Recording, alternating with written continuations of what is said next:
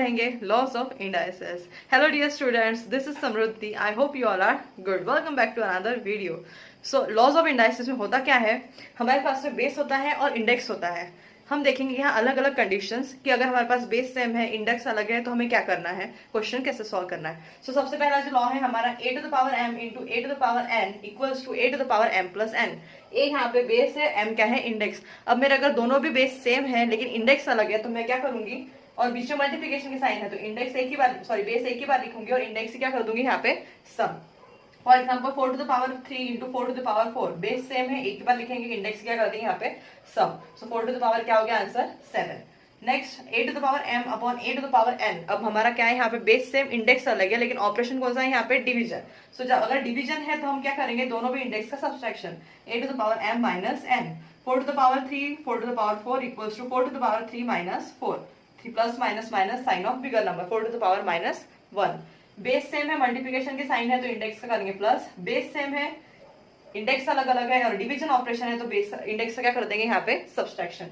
Now any number to the power 0 आपका answer आएगा 1। Any number to the power 0 आपका answer आएगा 1। a to the power 0 answer 1। For example 100 to the power 0 answer क्या आएगा आपका 1। अब नेक्स्ट एक बेस है और दो इंडेक्स है, a to the power m to the power n। तो यहाँ हम लिखेंगे बेस और इंडेक्स क्या कर देंगे multiplication, a to the power m into n।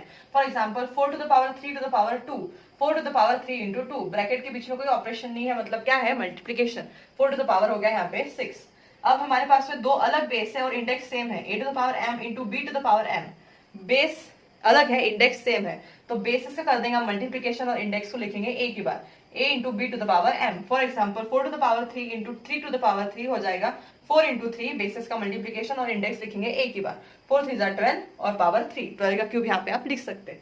Next अब हमारे बेसिस अलग अलग है, इंडेक्स सेम है, लेकिन ऑपरेशन क्या हो गया यहाँ पे division, a to the power m upon b to the power m equals to a upon b to the power m। For example 4 to the power 3 upon 3 to the power 3, 4 upon 3 basis लिखेंगे और 3 common कर देंगे, यानी कि index क्या है इनका common 3।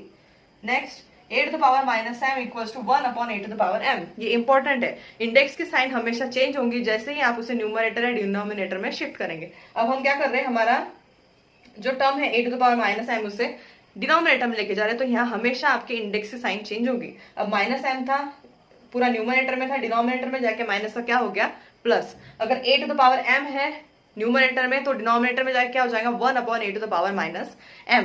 For example 4 to the power minus 3 है, अगर न्यूमरेटर में 4 की पावर क्या है माइनस 3, तो डिनोमिनेटर में जाके 4 की पावर क्या हो जाएंगे बेटा प्लस 3। लॉज ऑफ इंडाइसेस आप लर्न करेंगे तो इजीली आपके कोई भी क्वेश्चन सॉल्व हो जाएंगे।